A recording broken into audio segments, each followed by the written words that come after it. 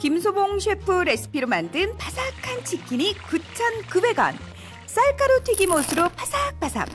배달은 그만, 집에서 쉽게 조리해 드셔보세요.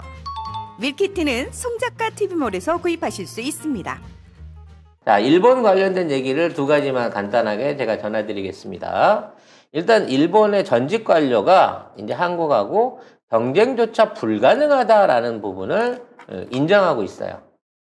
그러니까 우리가 이제 일본이 계속해갖고 일본 정치인들은 자꾸 그런 얘기합니다. 한국에 타격을 줄 수 있는 뭔가 결정적인 무역제재 법안을 만들겠다라고 얘기를 하면서 이거를 다국화시키기 위해서 유럽이라든지 다른 국가들하고 손을 잡고 한국에 타격을 줘보겠다라고 말을 하고 있는데 지금 애초에 그런 게 불가능하다는 거를 일본의 전직 관료가 얘기를 하고 있는 거예요. 이게 원인이 두 가지가 있습니다.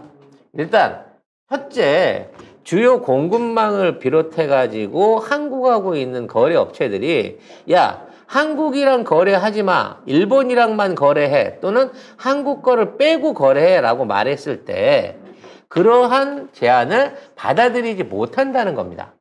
즉, 한국 거를 100% 쓰고 50% 쓰는 거의 차이일 뿐인 거지, 한국은 전 세계 공급받고 있는 수요자들한테 일정 비율만큼 물건이 들어가고 있다는 거예요. 어떤 의미로 받아보시면 되냐면, 석유화학 제품을 칩시다. 그럼 이제 전 세계 석유화학 제품이 다 나올 거 아니에요. 그럼 이제 중국산은 싸서 좋고, 뭐, 한국산은 조금 비싸게 하는데 품질이 더 좋고, 그 다음에 중국산보다 뭐 더 싼 인도네시아산이 있을 수도 있고, 뭐 이런 식으로 다양한 거래선들이 있단 말이에요. 근데 예전에는 이거를 몰빵을 해가지고, 싼 데면 싼데, 아니면 품질이 좋으면 좋은데, 한 군데만 몰빵을 해줬는데, 지금은 시대가 바뀐 거야.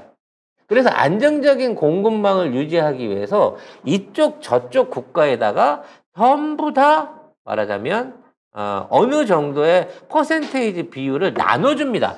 어느 한 나라에 몰빵하지 않는다는 거지. 그렇게 되기 때문에 한국 물건을 많이 쓰느냐 적게 쓰느냐에 대한 여지가 있을 뿐이지, 한국 물건 쓰지 말고 일본제로 100% 써 라고 하는 제안 자체를 안 받아들인다는 거예요, 무역상에서. 두 번째는 일본은 지금까지도 소부장, 그러니까 소재, 부품, 장비 부분에서 강점이 있지만 완제품 부분 안에서는 자동차를 제외하고는 세계 탑 위치를 전부 다 놓치고 있어요. 일본산 자동차나 자동차 부품이나 전자제품 부품 같은 것들을 수입하는 부분 안에서는 인정을 받고 있어. 일본차가 뭐 안정적이고 가격도 좋고 품질도 좋다라고 인정을 받고 있지만, 완성품을 만드는 과정, 그러니까 완성품으로 수입했을 경우 그 다음에 새로운 제품에 대한 개발을 의뢰하는 경우에는 일본은 국제 경쟁력이 완전히 떨어져 있다는 거죠.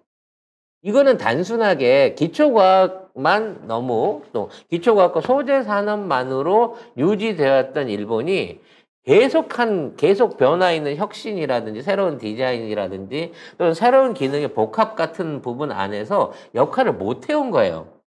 우리나라는 정말 혹독할이 많지 빠르게 산업구조 혁신을 만들어가는 과정 중에 있었기 때문에 이러한 데 순응해 줄 수 있는 국가는 한국밖에 없다는 겁니다. 그래서 일본은 우리가 단가를 낮추든 뭐 아니면 거래 조건을 좋게 해가지고 한국을 세계 경제에서 고립시켜 버릴 수 있다, 일본의 경제력과 영향력이 훨씬 더 크다라고 착각할 수 있는데 이미 그런 단계가 지났다고 전직 관료가 얘기를 한 겁니다.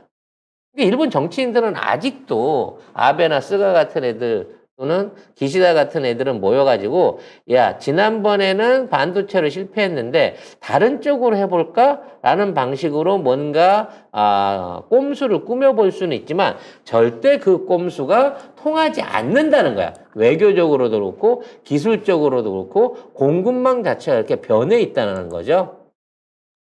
최선을 다해서 이 개김의 철학을 일본이 계속 유지를 해주면 좋겠어요.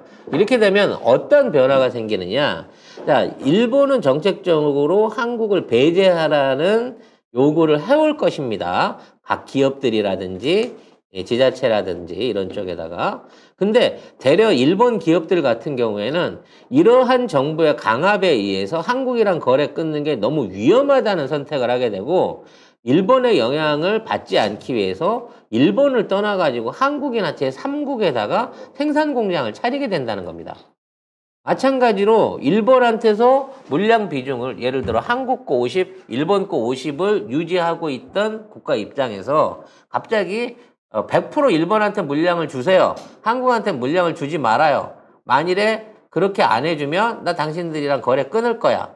라는 식으로 협박을 해온다고 치면 일본을 안정적인 공급선 내지는 거래 상대로 인정하지 않기 때문에 대려 일본을 배척하게 되는 상황을 만들어낸다는 거죠. 따라서 현재 일본이 구상하고 있는 한국에 대한 경제 보복 사실상 불가능하다라는 게 가장 현실적인 예측인데 이러한 예측을 일본의 관료가 이게 스스로 얘기를 해줬다. 그렇기 때문에 앞으로도 우리 외론이라든지 이 정말 반국가 단체 같은 우리 언론들이 한국과 관련해서 일본과 관련해서 무역적인 부분 안에서의 갈등이 문제를 앞으로 야기한다. 경제가 위험해진다. 일본이랑 먼저 우리가 화해된다. 이런 내용들에 대해서 여러분들이 단호하게 거부할 수 있는 그런 의식을 가지셔도 된다. 우리 경제와 외교력에 대한 자신감을 가지셔도 된다. 이것은 일종의 경험을 해본 관료들과 일본의 한국과 거래하고 있는 중소기업들 그리고 한국과 일본을 동시에 거래하고 있는 국가들에 대해서 오히려 일본 정부가 정치적 목적으로 폭탄을 던지는 거나 마찬가지 결과를 갖고 올 것이다 라는 해설을 드리도록 하겠습니다.